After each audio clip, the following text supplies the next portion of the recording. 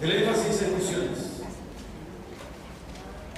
Y si ustedes repasan un poquito y recuerdan lo que nuestra hermana ya les hemos compartido en este inicio, hemos incorporado y estamos incorporando, por ejemplo, conceptos como de migrantes, extranjeros. Y la verdad, queridos, es que tal vez sea uno de los temas que hoy día mundialmente tiene absoluta relevancia, la gran migración que hay, ¿verdad?, a nivel mundial, en distintos lugares y por distintas razones. En Latinoamérica son razones a veces económicas, financieras, ¿verdad?, de buscar mejores oportunidades. En Asia, ¿verdad?, las razones son violencia, ¿verdad?, guerra civil. Pero la realidad es que hoy día nosotros estamos enfrentados a un mover, tal vez cual nunca lo hubo antes, de alguna forma incentivado por la facilidad de las comunicaciones, bajo este concepto, ¿verdad?, sociológico de globalización.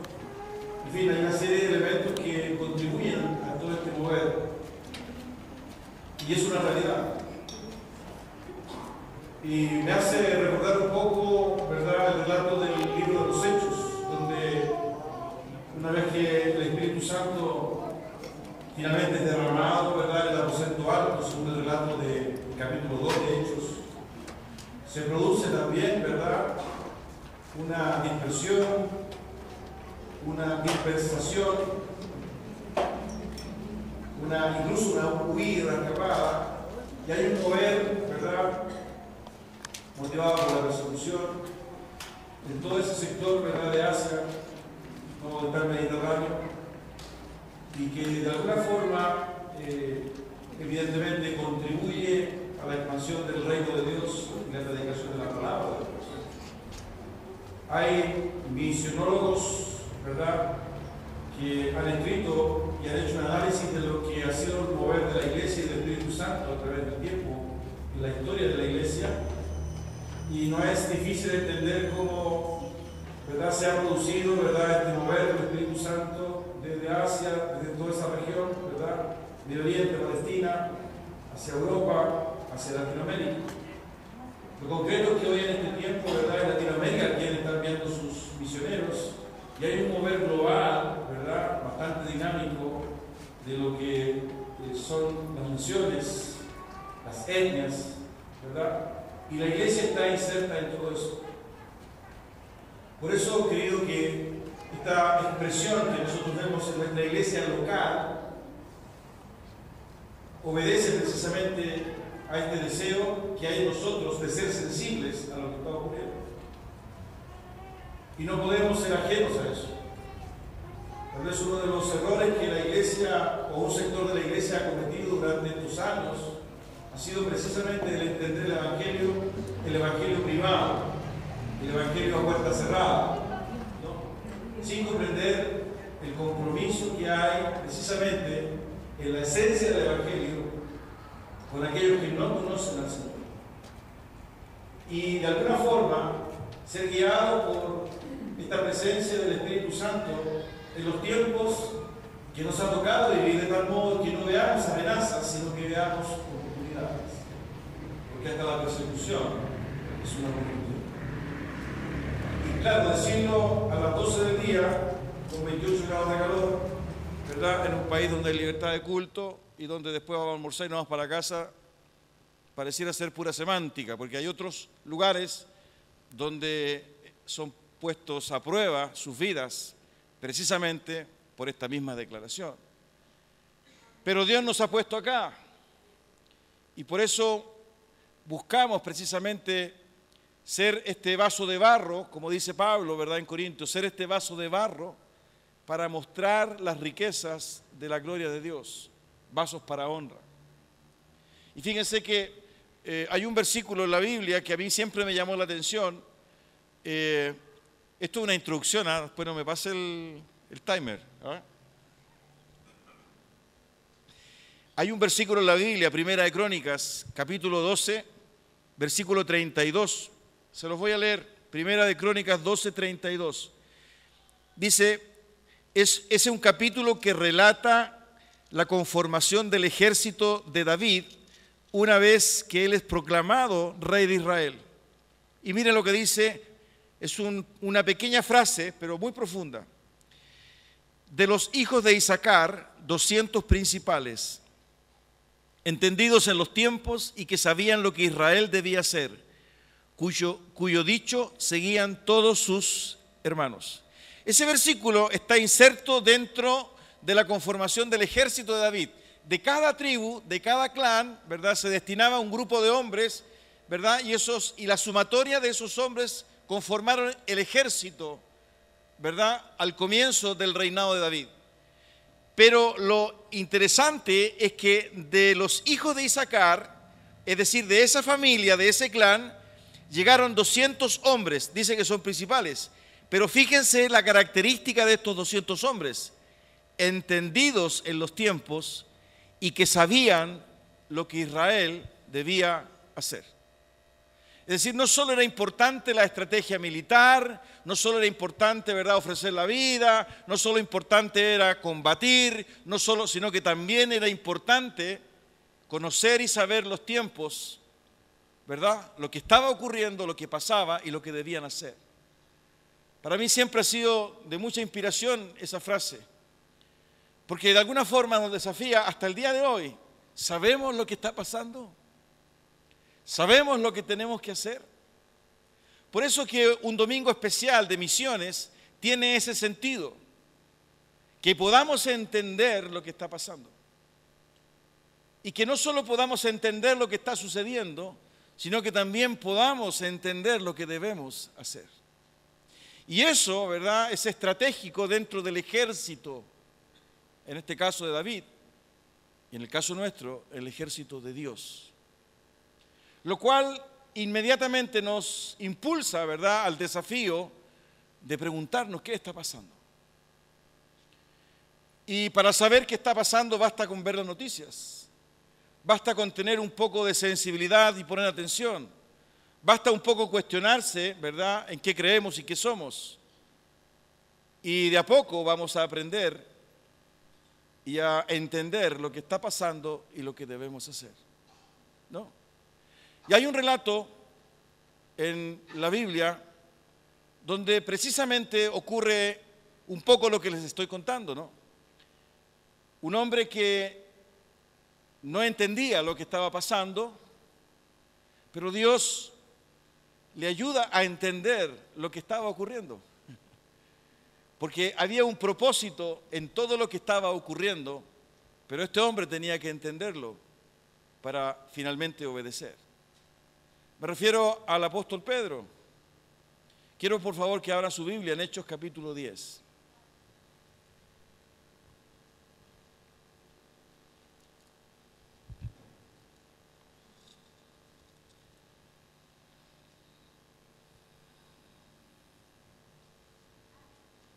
Hechos capítulo 10.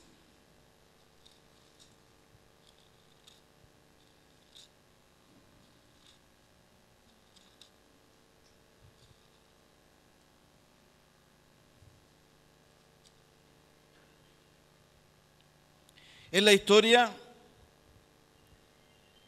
historia de Cornelio, ¿no? Y fíjense que este relato, quiero que lo leamos. Vamos a leer algunos versículos, del versículo 1 en adelante, por favor. Síganme en la lectura.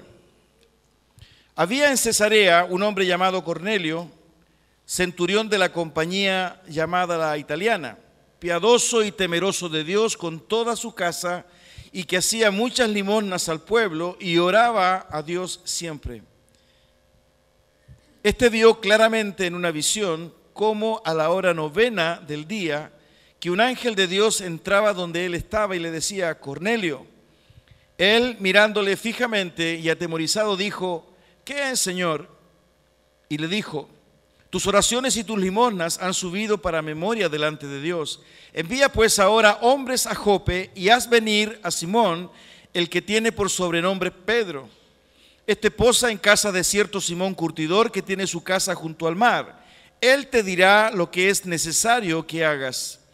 Ido el ángel que hablaba con Cornelio, éste llamó a 2 de sus criados y a un devoto soldado de los que le asistían, a los cuales envió a Jope después de haberles contado todo.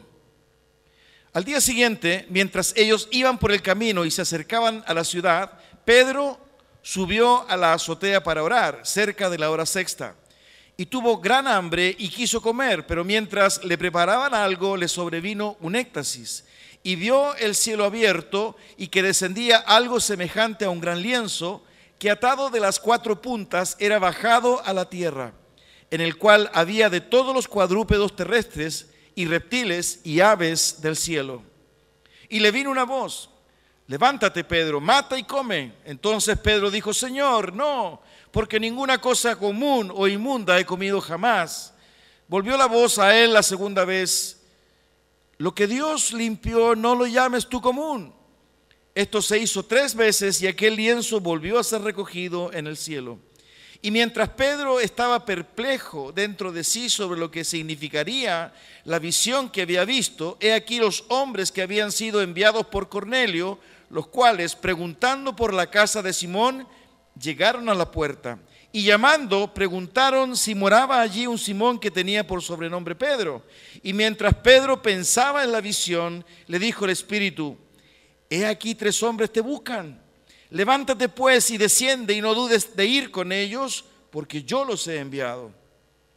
Entonces Pedro, descendiendo a donde estaban los hombres que fueron enviados por Cornelio, les dijo: he aquí yo soy al que buscáis. ¿Cuál es la causa por la que habéis venido? Ellos dijeron: Cornelio, el centurión, varón justo y temeroso de Dios, y que tiene buen testimonio en toda la nación de los judíos, ha recibido instrucciones de un santo ángel de hacerte venir a su casa para oír tus palabras.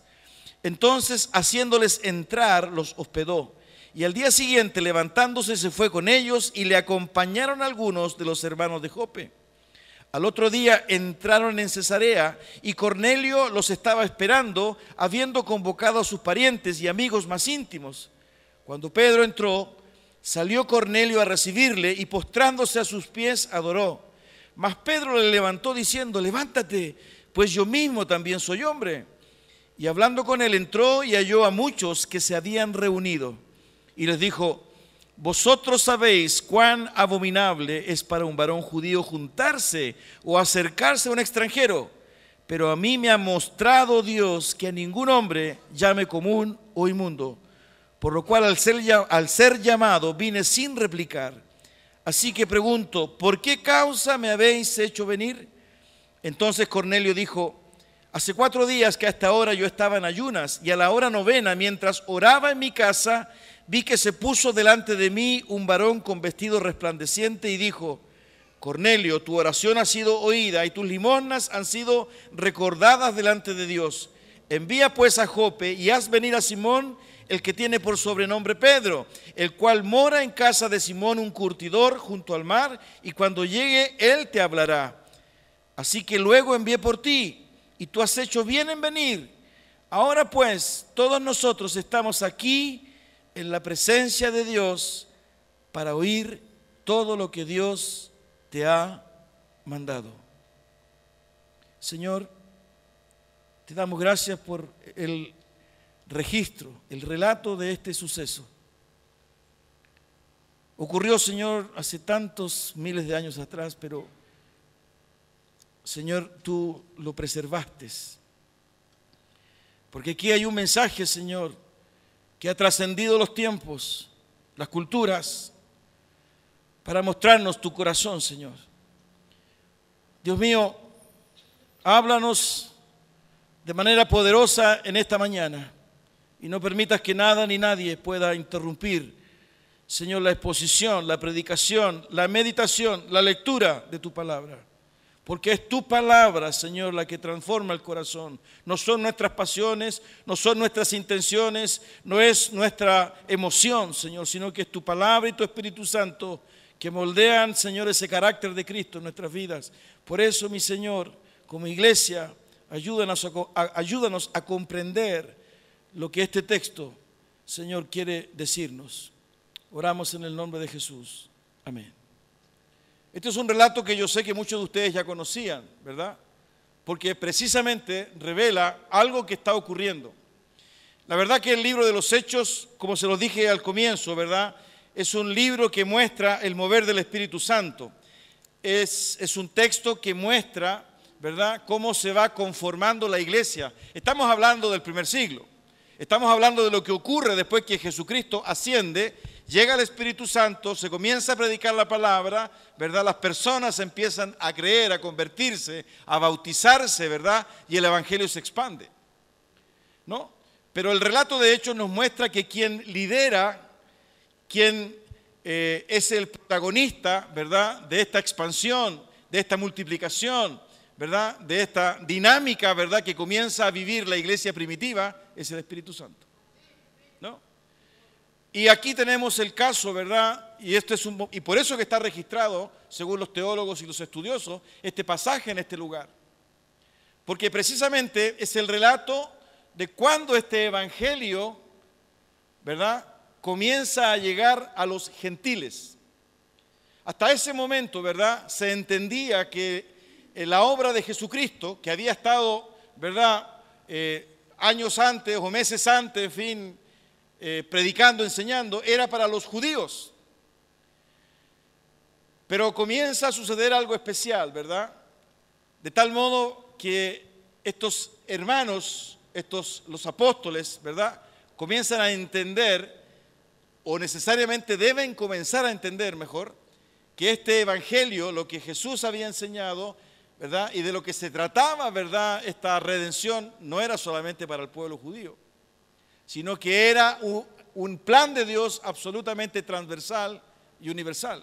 Por eso, ¿verdad?, que aparece el relato de un judío, Pedro, protagonista, y aparece, ¿verdad?, la figura y la persona de un gentil, un centurión romano llamado Cornelio, que no obedecía ni clasificaba con ninguno de los requisitos que teóricamente entendían, ¿verdad?, los judíos debía cumplir alguien para de alguna forma ser merecedor o receptor de esta enseñanza de lo que era el Evangelio, ¿no?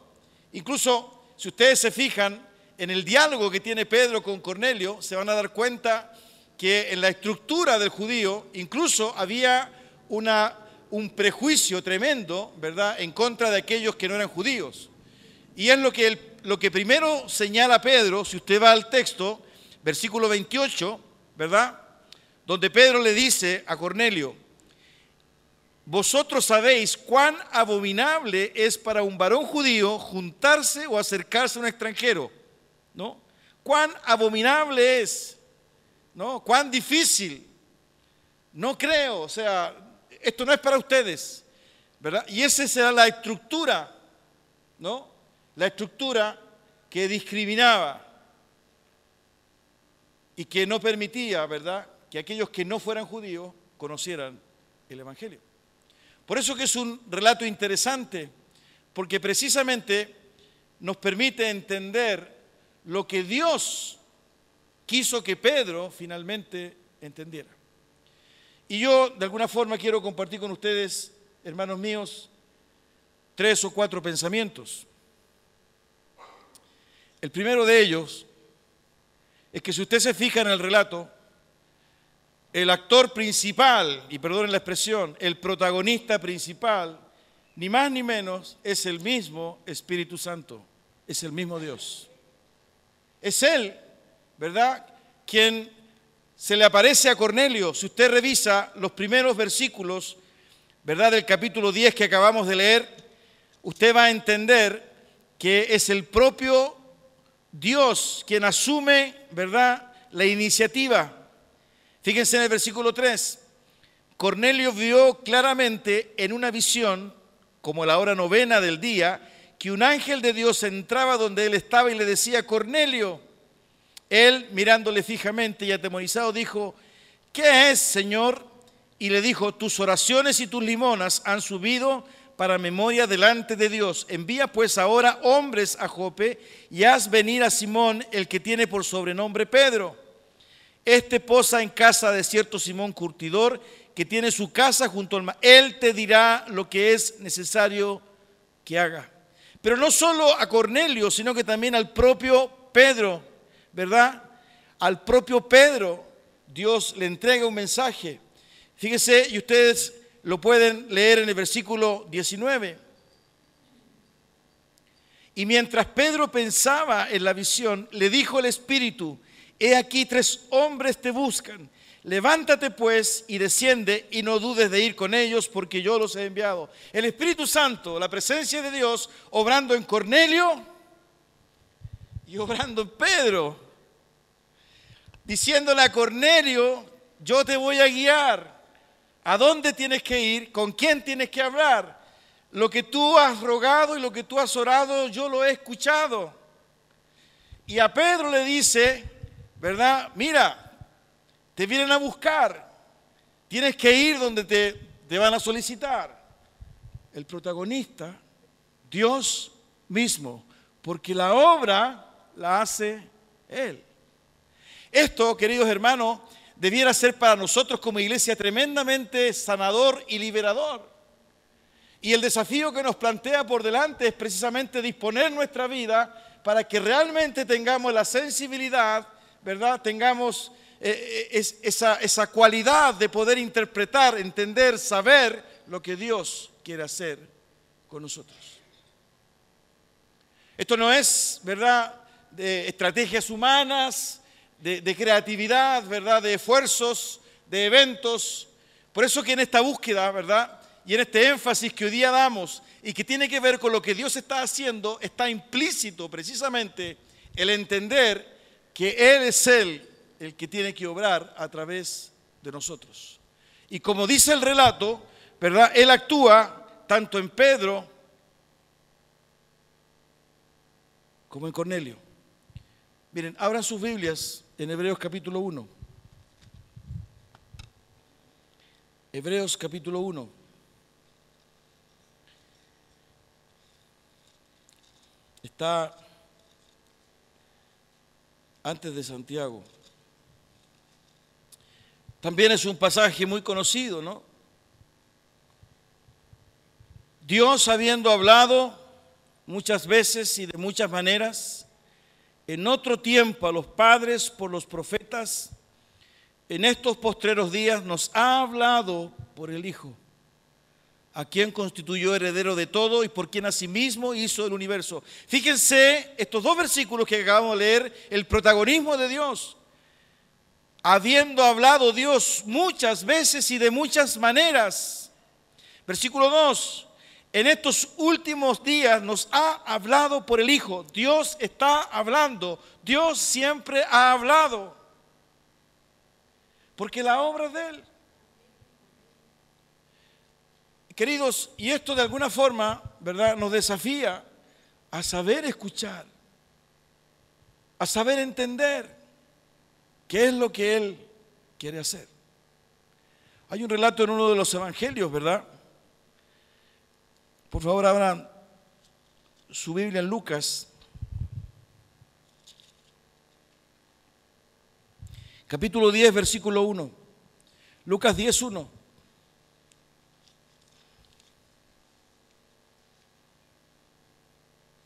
Fíjense, es cuando Jesús envía a los 70. Después de estas cosas, designó el Señor también a otros 70, a quienes envió de 2 en 2 delante de Él a toda ciudad y lugar a donde Él había de ir. Los envió a donde Él había de ir. No les dio chipe libre.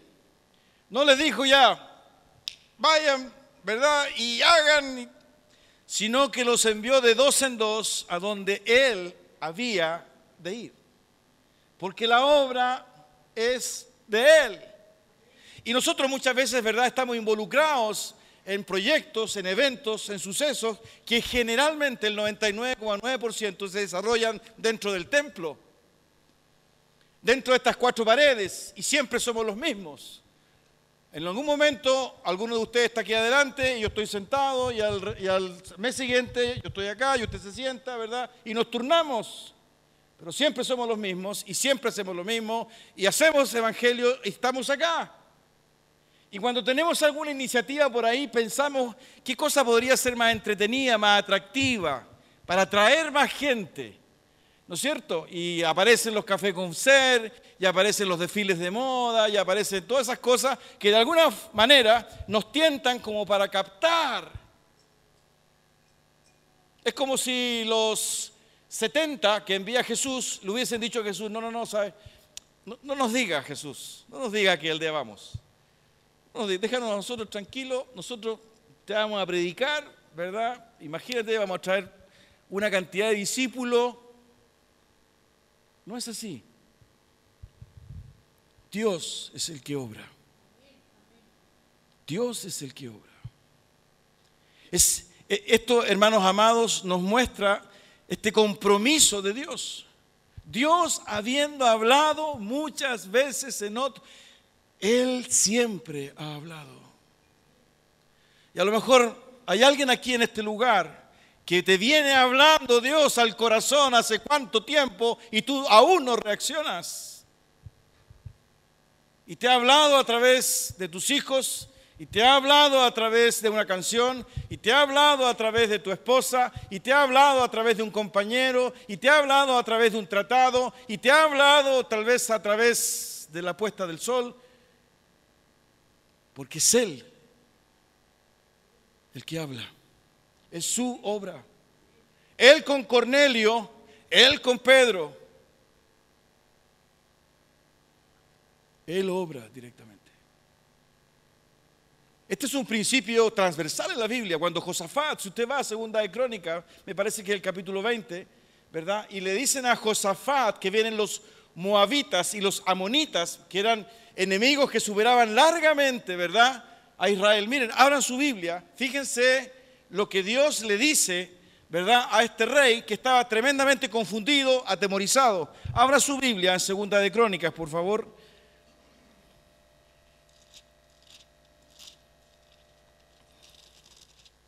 Capítulo 20.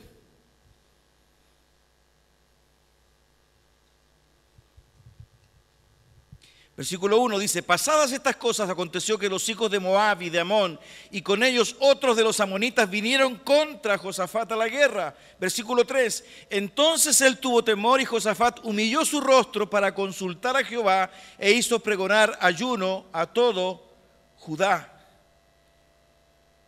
Y se reunieron los de Judá para pedir socorro a Jehová. Y también de todas las ciudades de Judá vinieron a pedir ayuda a Jehová. Estaban atemorizados. Fíjense en el versículo 12, la oración de Josafat. Oh Dios nuestro, ¿no los juzgarás tú? Porque en nosotros no hay fuerza contra tan grande multitud que viene contra nosotros. No sabemos qué hacer y a ti volvemos nuestros ojos. Y mira la respuesta de Dios. La respuesta de Dios está en el versículo 15. Jehová os dice así, no temáis ni os amedrentéis delante de esta multitud tan grande, porque no es vuestra la guerra, sino de Dios. Versículo 17, no habrá para qué peleéis vosotros en este caso. Paraos, estad quietos y ved la salvación de Jehová con vosotros. Oh Judá y Jerusalén, no temáis ni desmayéis, salid mañana contra ellos, porque Jehová estará con vosotros. Protagonismo de Dios. A lo mejor este es un contexto distinto, como usted quiera tomarlo, pero hay un protagonismo de Dios, hay una presencia de Dios defendiendo, guerreando, peleando, luchando. Porque predicar el Evangelio es eso, es lucha, pero es la obra de Él. Y porque es la obra de Él, Él la hace. Lo que Cordillera tiene que ser aquí no es, ¿verdad?, lo que nuestra experiencia profesional nos diga. No tiene que ver con la capacidad creativa que tengamos en captar prosélitos y feligreses. No tiene que ver con el lenguaje, ¿verdad? Un lenguaje un poco más refinado porque estamos en Las Condes. Todo eso es basura. Ese es el engaño, ¿verdad? De la estratificación y de la mercadotecnia. La obra es de Él. Y esto es algo sobrenatural que nos cuesta entender. Y es su Espíritu Santo, porque finalmente es el Espíritu Santo quien convence de pecado. Es el Espíritu Santo y la palabra de Dios quien te dice: arrepiéntete, eres un pecador, necesitas de mí. Esa es la obra. Pero para eso tenemos que abrir nuestra mente. Es lo que Dios hizo con Pedro. Entonces, esto que vemos acá está en ese sentido. Señor, háblanos, muéstranos, sensibilízanos. La segunda reflexión que quiero compartir con ustedes, queridos, y que también se desprende del texto. Dios no es indiferente al clamor de un corazón sincero.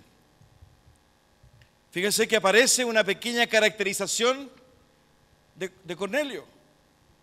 Un hombre bueno, un hombre piadoso, un hombre generoso. Lo cual también nos demuestra, ¿verdad?, que cuando la Escritura dice que el hombre ha sido creado a imagen y semejanza de Dios, hay pistas, hay virtudes que Dios ha puesto en todo hombre que ni más ni menos testifican de su creación. Y eso está por sobre nuestros patrones religiosos. Y en el caso de Cornelio, si bien no era judío, si bien no era circunciso, si bien era pagano e inmundo a los ojos de los fariseos, ¿verdad?, era un hombre temeroso que buscaba, que clamaba, que oraba, que manifestaba, ¿verdad?, un anhelo, un deseo. Es como, ¿verdad?, cuando estamos a tientas, ¿no? Tratamos de tocar. Usted ha entrado a un cuarto oscuro, ¿no? ¿No es cierto? Y nos tropezamos, ¿verdad? Probablemente esa era la vida de Cornelio. Tanteando. A veces nos pasa eso a nosotros, que teóricamente tenemos la presencia del Señor y también andamos tanteando, ¿no? También andamos tanteando, tocando, a ver. Esa era la experiencia. Ese corazón, esa conducta llegó a la presencia de Dios. ¿Y por qué llegó a la presencia de Dios? Porque Dios no es indiferente al clamor, a la súplica, al quebranto y al arrepentimiento de un corazón que busca, que gime, que clama.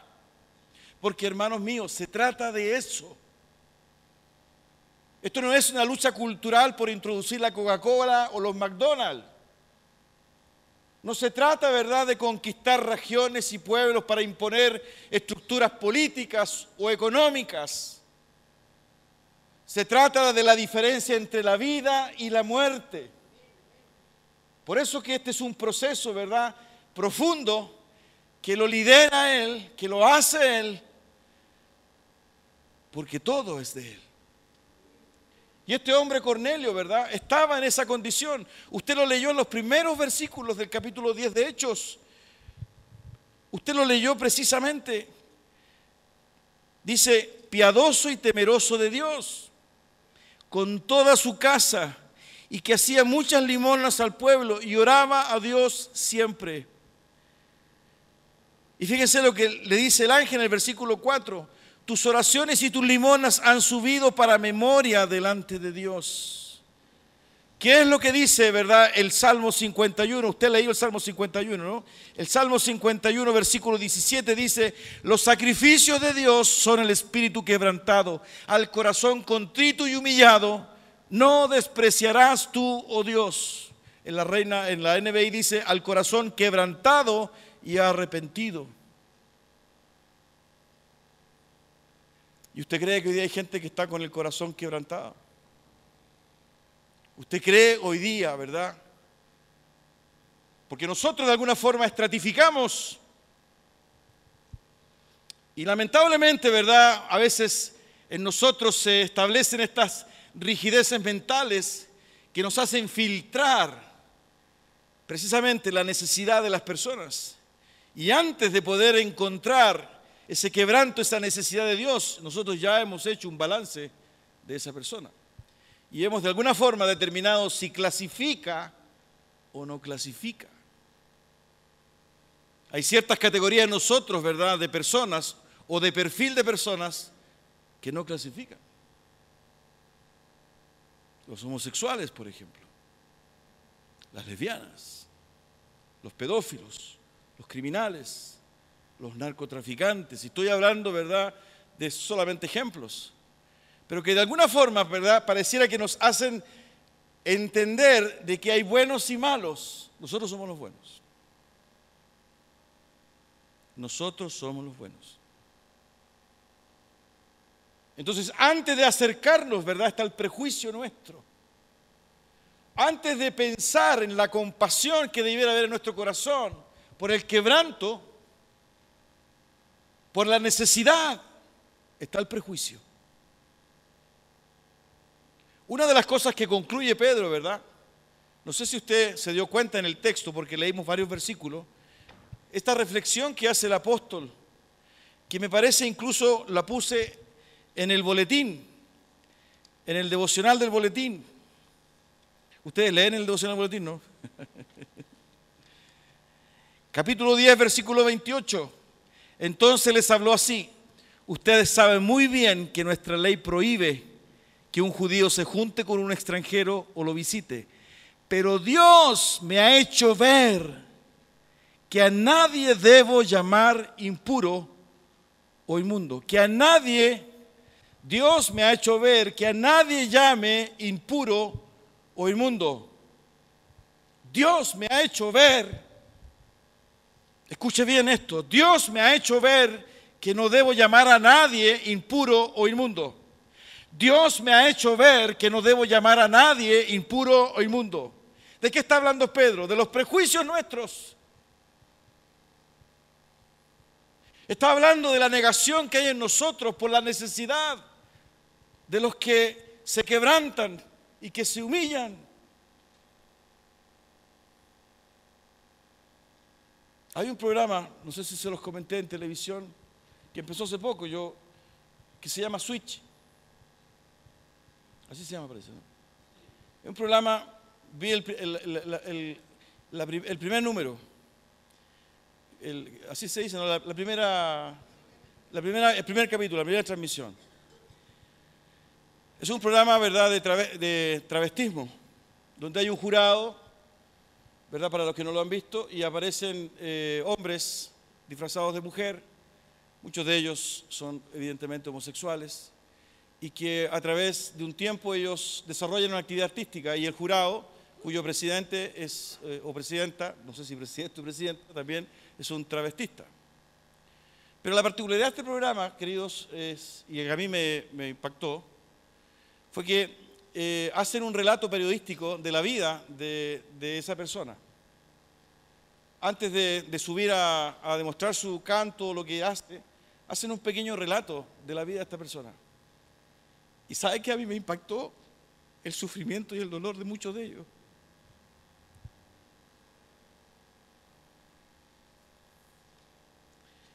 Lo que han vivido y lo que han sufrido y lo que sufren. Yo no estoy hablando de su condición, pero el sufrimiento que hay detrás de esa máscara. Porque vivimos con máscara. Y la iglesia de Dios tiene que tener el discernimiento, la sensibilidad para no guiarse por esas máscaras. Tiene que ver con eso, porque Dios no es indiferente. Y Pedro lo dice, Dios me ha dicho, Dios me ha mostrado que no puedo, no debo. ¿Se dan cuenta, no? Por eso estamos haciendo todo esto, por eso queremos de alguna forma que como Iglesia Cordillera entendamos los tiempos, por eso que de alguna forma le pedimos a Dios que nos muestre, ¿verdad?, qué es lo que es pertinente, qué quiere hacer Él. Y saben, por una tercera razón.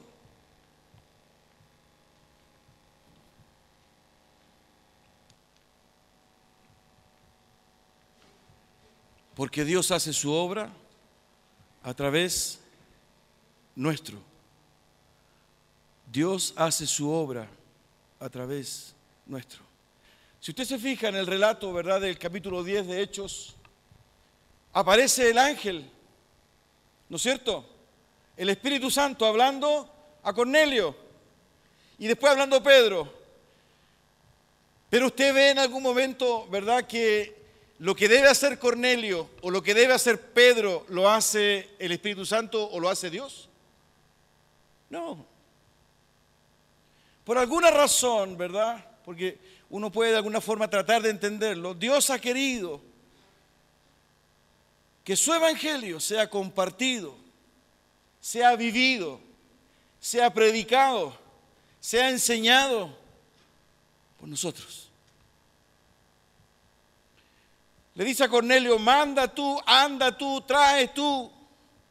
A Pedro le dice, baja, anda, no te compliques. Pero todo se hace a través de la vida de Cornelio y todo se hace a través de la vida de Pedro. Porque Dios quiere obrar, y esa fue su definición a través de nosotros. Es usted y yo los que de alguna forma, si usted se fija, si seguimos esta lógica de pensamiento, estamos llamados a vivir, a compartir, a rechazar este prejuicio, a comprender y a entender, ¿verdad?, ese quebranto, a tener esa sensibilidad, a tener esa compasión, a cambiar nuestra forma de pensar. Porque lo hace a través de nosotros, a través suyo y a través mío. Usted vive al lado, ¿verdad?, de su vecina. Usted tiene la suegra que tiene, usted tiene el compañero de trabajo que tiene, usted tiene el esposo que tiene, usted tiene, ¿verdad?, la hija que tiene. Y no es que tenga que llevar al pastor, y no es que tenga que llevar a las hermanas para que oren, porque es la iglesia. Nosotros hoy día estamos orando por lo que está ocurriendo en otros lugares. Pero en esos otros lugares, sepa usted que hay iglesia de Dios. En medio de los 200, 300 mil refugiados que hay entre las fronteras de Siria, Irak, ¿verdad?, en Jordania, hay pueblo de Dios. Y ese pueblo de Dios, ¿verdad?, está obrando y está siendo portador de estas buenas noticias.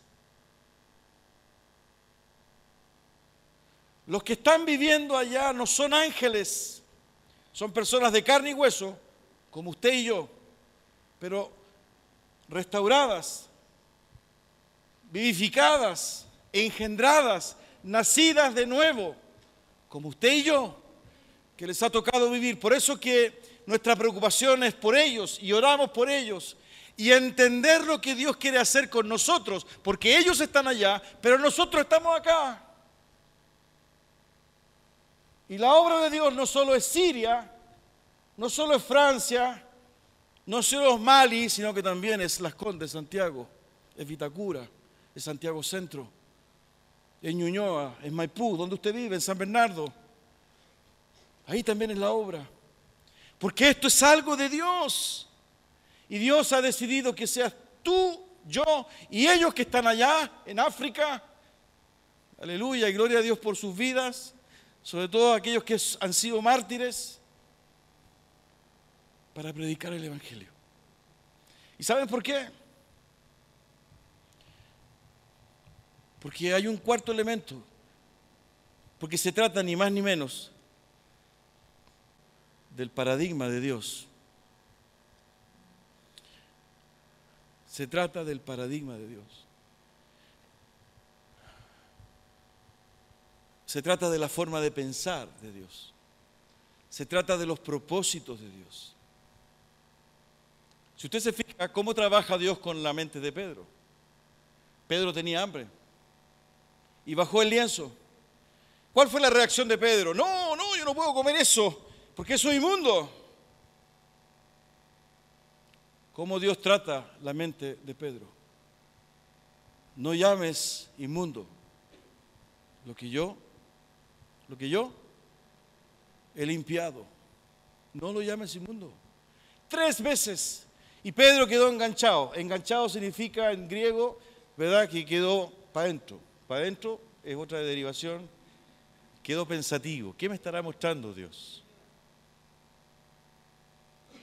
Y le cayó la chaucha, otra expresión chilena, ya que estamos en misiones, ¿verdad? Entendió, eso significa le cayó la chaucha. Entendió cuando vienen a buscarlo y lo llevan delante de Cornelio. Pero Dios tenía que trabajar la mente, Dios tiene que trabajar nuestra mente y romper nuestro paradigma,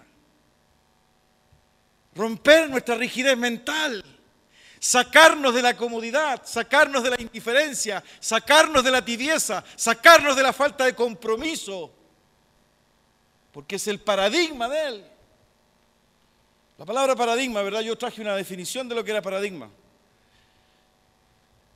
Y la palabra paradigma significa, que es una palabra súper elegante, académica, es el conjunto de experiencias, creencias y valores que afectan la forma en que un individuo percibe la realidad y la forma en que responde a esa percepción. Es la forma por la cual es entendido el mundo, el hombre y, por supuesto, las realidades cercanas al conocimiento. Miren, yo esto lo compartí hace un par de años con ustedes y en aquella oportunidad yo me puse unas gafas. ¿Alguien tiene gafas oscuras acá? ¿Lentes para el sol que me preste? Aquí. Miren. Eso que está ahí, gracias. Eso que está ahí es lo mismo que esto. Me coloco las gafas oscuras, ¿verdad? Estoy mirando, pero veo a través de mis lentes. Y los lentes son oscuros, bueno, veo lo que puedo ver con los lentes oscuros. ¿No es cierto? Ese es mi paradigma que me lo facilitó la Cecilia. Pero saco ese lente y me pongo este otro. Este lo uso para leer porque tengo presbicia. Me cambia la realidad porque los veo distorsionados, porque es para cerca, no para lejos. Pero tengo ahora este otro lente, tengo otro paradigma, y por este otro paradigma, que es otro lente, ¿verdad?, veo la realidad de manera distinta. Eso está diciendo eso. Que nosotros, a partir de nuestras experiencias, de nuestras creencias y de nuestros valores que afectaron nuestra vida, a partir de eso, creemos entender la realidad de una manera. Y muchas veces ese creer que hay en nosotros tiene que ser modificado por Dios para ver como Él ve, para sentir como Él siente. ¿Me entiende? Porque es su paradigma. Y si hay alguien que le importa, ¿verdad?, la salvación de las personas, la restauración de las personas, es a Dios. A nosotros a lo mejor nos importa la salvación de nuestro hijo, de nuestra hija. Y estamos preocupados por nuestro hijo y nuestra hija. Lloramos todos los días por nuestro hijo, por nuestra hija, por nuestro nieto. Pero nunca pasa por nosotros la necesidad de quienes no son nuestros hijos y de quienes no son nuestros nietos y de quienes no son nuestras hijas. Da lo mismo. Salvo que estemos en un culto misionero. Ahí sí que oramos por las misiones. Este tema del paradigma es complejo. Miren, me acuerdo que también les presenté este ejercicio. Esto no es invento mío, esto lo saqué de un Google. Miren, este es un ejemplo de paradigma. Un grupo de científicos colocó 5 monos en una jaula, en cuyo centro colocaron una escalera y sobre ella un montón de plátanos. Cuando un mono subía la escalera para coger los plátanos, los científicos lanzaban un chorro de agua fría sobre los que quedaban en el suelo. Después de algún tiempo, cuando un mono iba a subir la escalera, los otros lo golpeaban. Pasado algún tiempo más, ningún mono subía la escalera, a pesar de la tentación de los plátanos. Entonces, los científicos sustituyeron uno de los monos. La primera cosa que hizo el mono nuevo fue subir la escalera, siendo rápidamente bajado por los otros, quienes le pegaron. Después de algunas palizas, el nuevo integrante del grupo ya no subió más la escalera. Un segundo mono fue sustituido y ocurrió lo mismo. El primer sustituto participó con entusiasmo de la paliza al novato. Un tercero fue cambiado y se repitió el hecho. El cuarto y finalmente el último de los veteranos fue sustituido. Los científicos quedaron entonces con un grupo de 5 monos que, aun cuando nunca recibieron un baño de agua fría, continuaban golpeando a aquel que intentaba llegar a los plátanos. Reflexión: si fuese posible preguntar a alguno de los monos ¿por qué le pegaban a quien intentaba subir la escalera? Con certeza la respuesta sería: no sé, las cosas siempre se han hecho así.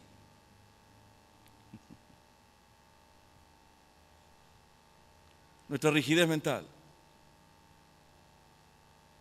Por eso que Dios tiene que obrar, y el Espíritu Santo de Dios y la palabra de Dios tiene que obrar en tu cabeza, en mi cabeza, para entender que es su paradigma, es su urgencia, es su Hijo, es su palabra, es su sacrificio, es su espíritu, es su iglesia. Son las aldeas que Él quiere ir a visitar. Lucas.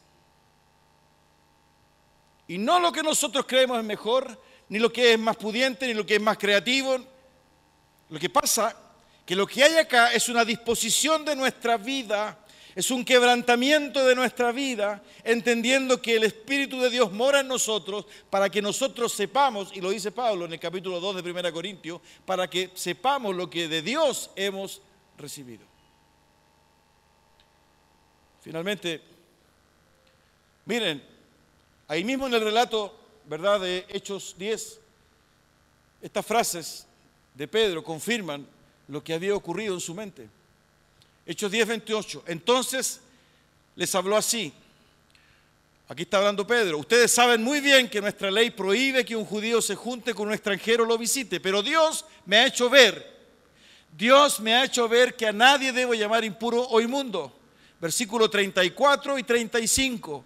Pedro tomó la palabra y dijo: ahora comprendo que en realidad para Dios no hay favoritismos, sino que en toda nación Él ve con agrado a los que le temen y actúan con justicia. ¿Se dan cuenta de lo que tengo subrayado? Ahora comprendo, ahora entiendo, ahora me doy cuenta. Y miren la expresión de otros discípulos del relato que aparece en el capítulo 11 de Hechos. Los defensores de la circuncisión, porque después fueron a contarle, ¿verdad?, a los otros judíos que habían creído. Los defensores de la circuncisión que habían llegado con Pedro se quedaron asombrados de que el don del Espíritu Santo se hubiera derramado también sobre los gentiles. Se quedaron asombrados. ¿Por qué? Porque no creían. No creían. Hace años atrás, estando en Temuco, fue a hablar conmigo una niña que hacía poco se había casado, no por la iglesia, sino que por el civil. Ella no era convertida y esta niña asistía a la iglesia esporádicamente. Pero como con mi esposa trabajábamos con matrimonio, ella fue a hablar conmigo y me comentó que estaba tremendamente complicada porque no podían, ya la convivencia conyugal no daba para más, y estaban pensando separarse, y su esposo, ¿verdad?, era un carretero fino, carretero, como dije en la mañana, no que trabajara en vialidad, ¿verdad?, sino que el carretero duro, ¿no? O sea, el carretero duro, ¿me entienden, no es cierto? En griego, carretero duro sería que era buena para la fiesta, ¿verdad?, para las mujeres, para el casino. Y gente con recursos y que apostaba firme, ¿no? Era de los que viajaba el fin de semana a Viña para jugar al casino. Estamos hablando de ese nivel, ¿no? Y no sabía qué hacer. Bueno, trabajamos con ella conoce al Señor, se arrepiente y empieza a caminar, ¿verdad?, como un bebé. Finalmente, en una nueva crisis, va a hablar conmigo el susodicho. El susodicho era su pareja, ¿verdad? Y claro, él se sentó en el silloncito que tenía yo ahí, ¿no? Con las piernas arriba, así, ¿no?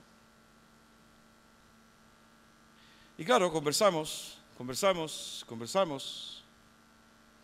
Wow, oye, perdón que me emocione, ¿eh?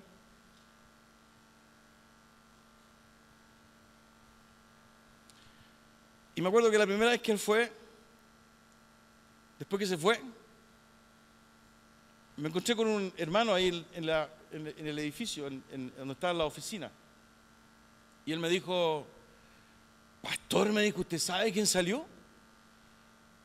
Sí, lo conocí ahora, sé que tiene problemas de patrimonio. No, me dijo, ese compadre, y me contó todo su currículum. No, si él se convierte, quiere decir que Dios puede lo imposible. Ese fue más o menos el comentario. No, olvídese. No, si pa.